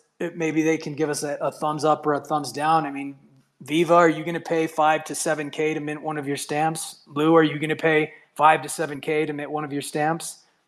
Mort, I think the window's closing, you know? So that's just my thoughts on that. And I could probably go on with, you know, my thoughts on the art that's in NSID, but I'm proud of what the curators have come up with. Everybody has expressed, you know, their thoughts about the art. Everybody has ranked their art, and it's all kind of transparent, decentralized, It's and sometimes we have up to over 15 curators, and then we come up with a score for each stamp, which you can see Socks has put a lot of time and effort into the website. So I'll wrap it up too. Like if any artists out there are interested in learning a little bit more about stamps, we're always open. I've had multiple artists reach out to me that have created stamps and just want to get updated, or know nothing about stamps but have really are really interested in learning more. And in that case, I just kind of get a feel for what their level of interest is. Like, hey, do you want to get started with some links? I'll send you some links so you can read up on it. Or if you have specific questions, reach out. And then sort of like I did with Logic, it was like, you know, he did kind of his own research. He was interested. He kept going. And then he and I DM'd, I don't know how many days back and forth so that he could fully understand stamps from the very beginning all the way to the mint and list process. So we're happy to do that. You know, we have Logic who's probably open to helping out as well now that he kind of learned that whole process. And you have a list of several community members and artists that are willing to do the same. And then Trudee, I really appreciate what you do for the community as well. Like, you're one of the badasses that's there every single spaces, if you have to be, whether there's 1 or 2 listeners or there's 30 or 40 listeners, or you get, you know, hundreds of people listening after the spaces.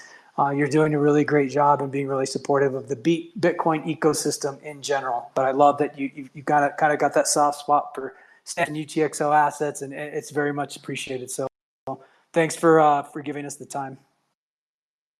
Well, thank you, sir. And that sounds like it's the wrap up. Yeah, it's the wrap up. That is pretty awesome.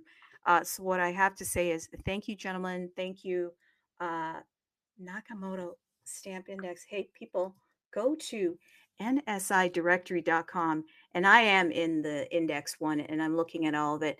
I was going to ask about your Biggie Pepe, but we'll save that for another time because I got the wrap up. Okay. So listen, I have a theme song. I don't know who's going to sing it with me. Yeah, I do. Okay. But before I do the theme song, please go to bitcoinuniverse.io. Pick up a stamp today. Okay. No time like the present. You know what? Stamps are priced pretty modestly here. Pretty modestly. There's some stamps here for 6,900, 69,000 sats. That's fantastic. And what will they become in the future? We don't know, but buy art because you love it. Buy because you like it. Support the artists. But here are the lyrics, okay? Here are the lyrics. It's a new theme song for SWA. And hey, Socks, HNFT Pepe, if you'd like to sing with me.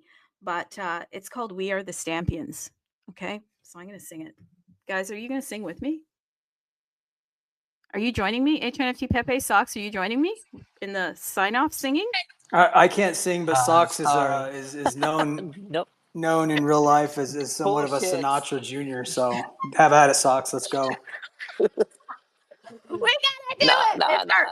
It's art. I We can't. gotta do it. We gotta do it. Okay, let's go. We are the Can't do it. I work. Stampions. Okay, when I go silent, just say the word Stampion. Can you do that at least? All right. Okay. We are the Stampions. my So tough. friends.